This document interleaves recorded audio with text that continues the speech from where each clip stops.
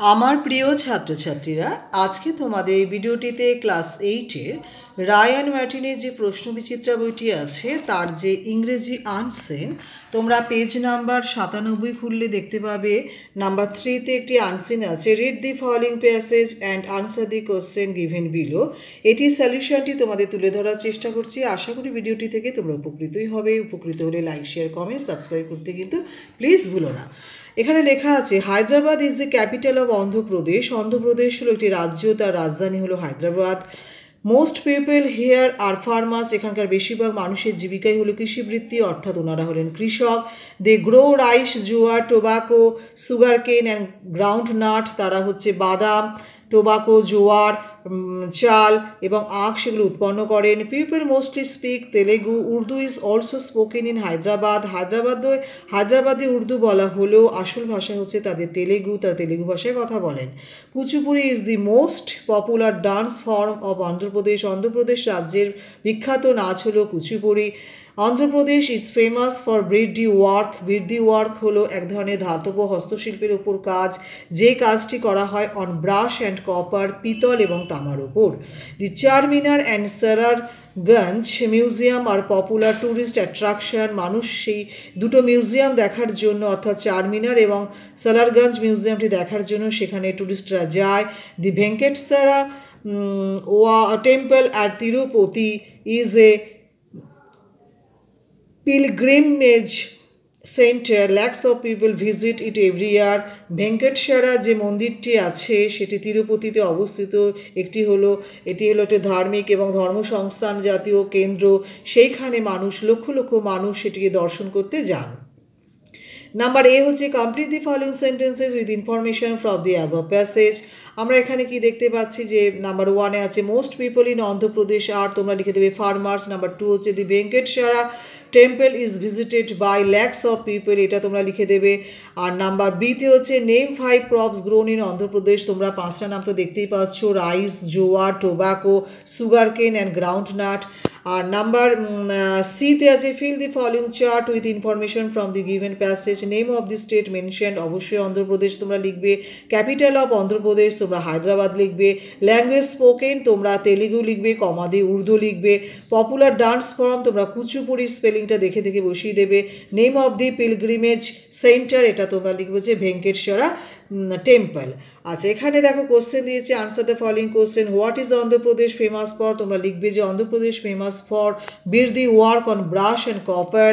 আর number 2 হচ্ছে name 2 popular tourist attraction of Andhra Pradesh. তোমরা লিখবে হচ্ছে 2 popular tourist attraction of Andhra Pradesh R.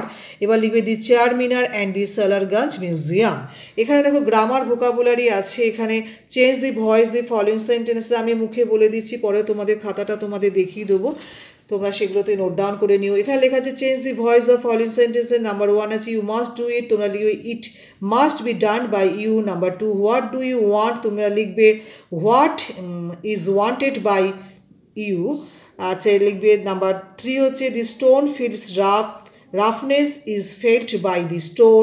Number 4 হচ্ছে write the answer you are requested or you are ordered to write the answer. Change the mode of narration of the following sentences. তোমরা লিখবে number 1 they said we will play now, তোমরা লিখবে they said that they would play then. Number 2 হচ্ছে she said is anybody there, she asked if anybody was there. তোমরা number 3 লিখবে he said to me let us have a picnic, he proposed me that we should have a picnic. Number 4 the girl said hooray I have won the debate competition, তোমরা লিখবে the girl exclaimed in joy that they had won the debate competition. এখানে do as directed আছে, তোমরা লিখবে we saw a cottage Eliot live there. এখানে join করতে বলেছে adjective clause দিয়ে, তোমরা লিখবে we saw a cottage where Eliot lived. Number 2 হচ্ছে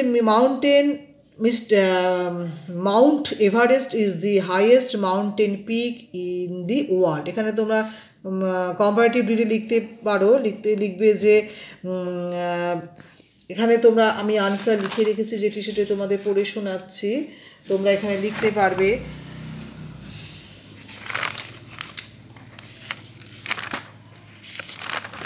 Mount Everest is the higher than any other mountain peak. Number 3 হচ্ছে হি ইজ এ গ্রেটফুল, তোমরা লিখবে হচ্ছে এখানে এক্সক্লেমেটরি সেন্টেন্স লিখবে হোয়াট এ, এখানে লিখে রেখেছি আমি what a grateful he is. আচ্ছা নাম্বার 4-এ আছে I shall punish you because you have spoken rudely.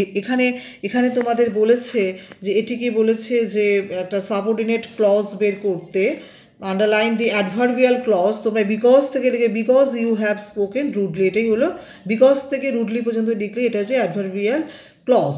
আচ্ছা নাম্বার 5 হচ্ছে no other metal is so useful as iron, তোমরা লিখবে যে iron is the most useful metal, এটা লিখে দিলে। তারপর নাম্বার 6 লিখবে if the roads are not repaired driving will be difficult, তোমরা লিখবে হচ্ছে unless the road are not repaired driving will be difficult, এখানে আনলেস দিয়ে সেন্টেন্সটি আবার নতুন করে লিখতে বলেছে। আর নাম্বার 7 হচ্ছে দি লেডি ফট উইথ কারেজ, এখানে বলেছে আইডেন্টিফাই করছে ফ্রেশটি আন্ডারলাইন করতে বলেছে, তোমরা উইথ কারেজ। আমি তবু তোমাদের সমস্ত আনসারগুলো যে মুখে বললাম সেগুলোর একটি আমি লিখে রেখেছি, তোমরা এখান থেকে একটু নোট ডাউন করে নিতে পারো, আমার মুখে মুখে শুনেও তোমরা এগুলো মিলিয়ে নিতে পারো। দেখো আমি আনসার লিখে রেখেছি, তোমরা একটু দেখে নাও, দেখে নিলে তোমাদেরই সুবিধা হবে। আমার কথা বলাগুলো তোমাদের যদি বুঝতে অসুবিধা হয় এই খাতার লেখা আনসারগুলো তোমরা নোট ডাউন করে নিতে পারবে, তোমাদের সব রকমভাবেই আমি সুবিধা দিচ্ছি। আচ্ছা এই যে দেখে নাও ভালো করে, নাম্বার 6-এ গ্রামার অ্যান্ড ভোকাবুলারি যেগুলো আছে, গ্রামার নাম্বার 4, নাম্বার 5, নাম্বার 6 এবং এখানে 3 থেকে A B C আমি যেগুলো মুখে বললাম সেগুলোই আমি লিখে রেখেছি, আমার বলার মধ্যে হয়তো অনেক সময় ত্রুটি থাকতে পারে, সেজন্য লেখাটা যদি দেখে নাও তাহলে তোমরা উপকৃতই হবে। Thank you for watching this video. যদি ভিডিওটি থেকে ন্যূনমাত্র উপকৃত হও লাইক শেয়ার কমেন্ট সাবস্ক্রাইব করতে কিন্তু প্লিজ একদমই ভুলো না, আর বন্ধুদের মধ্যে বেশি বেশি করে শেয়ার করো। যারা সাবস্ক্রাইব করেছো তাদের অসংখ্য ধন্যবাদ, যারা সাবস্ক্রাইব করোনি বুলবুল টিউটর ইংলিশ চ্যানেলটা যদি সাবস্ক্রাইব করে রাখো, আমার পাঠানো সমস্ত আপলোডস করা ভিডিওসগুলো তোমরা তোমাদের মোবাইলে আগে পেয়ে যাবে। আমি ক্লাস 7-8-এর ইংলিশ হাইলাইটস বইয়ের পিকে মুখার্জি যত অ্যাক্টিভিটিস আছে তার সলিউশন তুলে ধরার চেষ্টা করেছি, তোমরা চাইলে সেখান থেকেও দেখতে পারো। আমি প্লেলিস্ট তৈরি করেছি, সেখান থেকেও তোমরা পরপর ভিডিওসগুলো দেখে নিতে পারো। Thank you for watching this video.